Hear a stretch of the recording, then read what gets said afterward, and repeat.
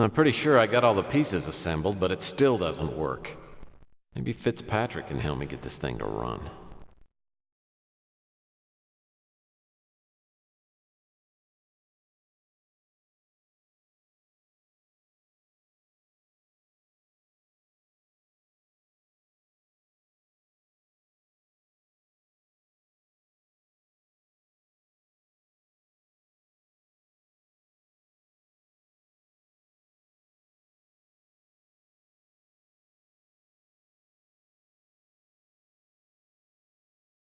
I'm pretty sure I got all...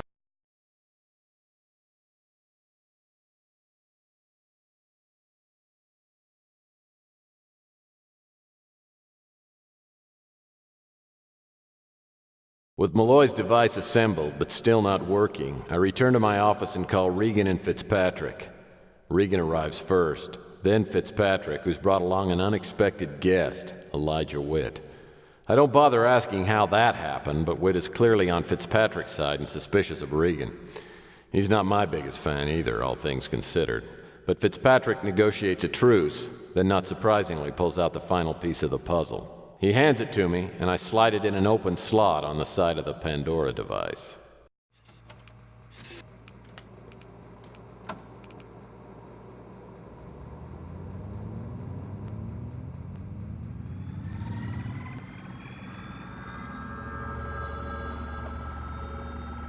Everyone is here, I presume. All of you are here for a very important reason. You are now a council assembled in order to make a very important decision. What I'm about to reveal may be the greatest discovery in the history of our planet, yet may also be the most devastating. As you know, I have spent most of my life trying to decipher the alien symbols discovered in the Roswell spacecraft. Well, I have lived to fulfill my ambition. The translation of the alien hieroglyphics clearly states that another spacecraft preceded the arrival of the one in Roswell. And now I know where it is. The translation also indicates that the second spacecraft is much larger than the Roswell ship, possibly a colonizing vessel. As most of you know, the Roswell ship carried a lot of equipment, including particle accelerators. What you probably don't know is that it also carried tiny pods of antihydrogen. I believe it's possible, even likely, that there are large quantities of antihydrogen on this second ship. Here on Earth, experiments creating and storing antihydrogen have met with little or no success. Now, if society is ready for such a discovery, I think it would be the most wonderful ever. It might allow us to finally break the barriers of space travel so that we could explore distant galaxies and contact other civilizations. But if this technology gets into the hands of the wrong people, it would undoubtedly result in the complete and utter destruction of our world. The decision is now in your capable hands. Good luck, my friends. Pandora's box has been opened. It's now up to you to close it.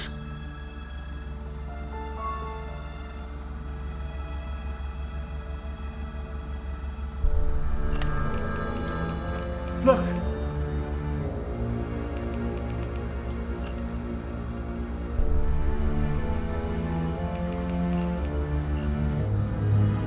Look there.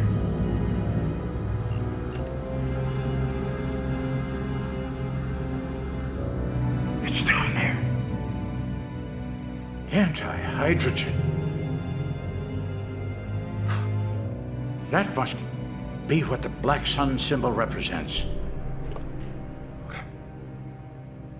Devastating discovery. Well, I think we're all in agreement with this. It has to be destroyed. Not so fast. Maybe my father's experiences in the military biased him.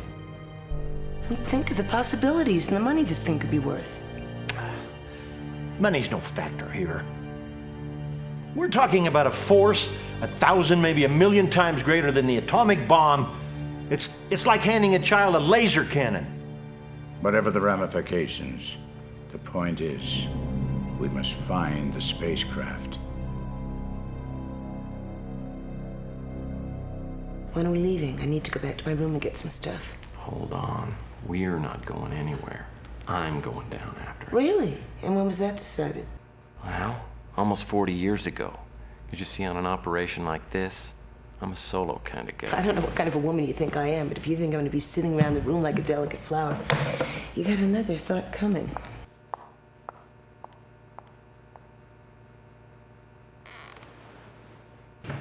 Whitnire agreed that all of us must go down there, each of us taking a separate route.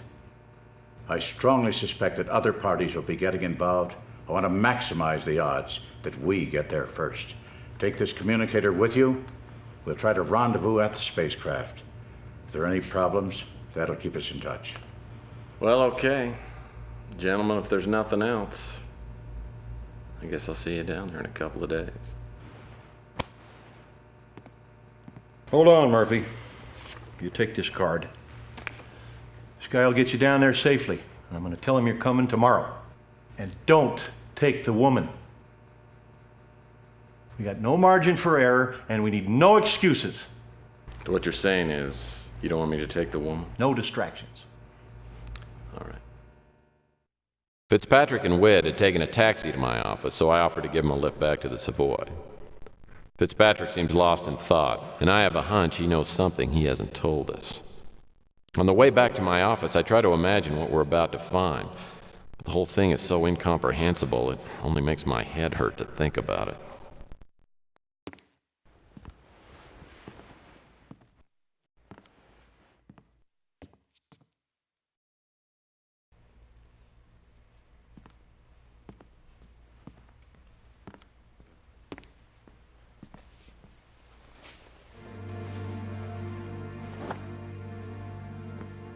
Well, I suppose you've already sat in my chair and have eaten my porridge, too.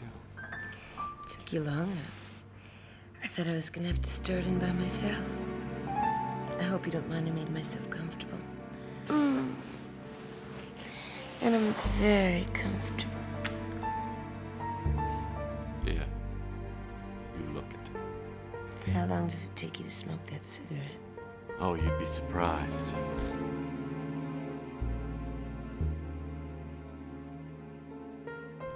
You know, I've never been very good at figuring out women. Can you explain to me what's going on here? Don't tell me you've never done this before. Well, just once. By myself. Come over here, little boy.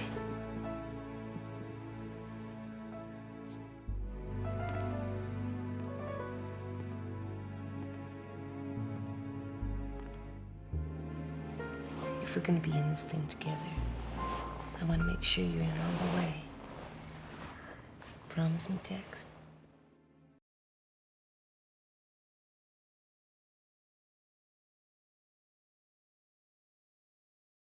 I'm not gonna take you with me, no matter what happens here. I want you, but I'm not gonna make any blind promises. Don't do this to me, Tex. I don't want to lose you. Then you're gonna have to trust me. No, I'm not going to do that again. Last time I heard that, I lost everything I had. I won't let you do that to me. I won't. I know you won't. Because I won't let you. I'll be back at the hotel.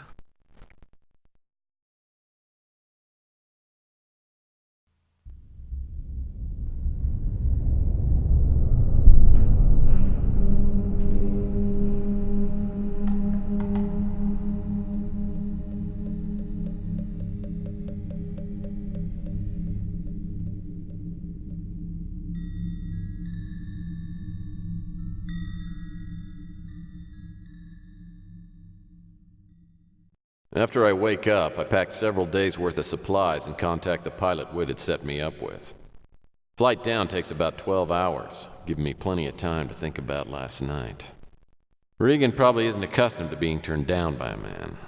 Not that I didn't think twice, but she and I have very different ideas on what's to be done now. Fitzpatrick and Witt were right. I don't know exactly what we'll find down in Mexico, but whatever it is, I'm sure the world's not ready for it. Regan doesn't seem to understand that.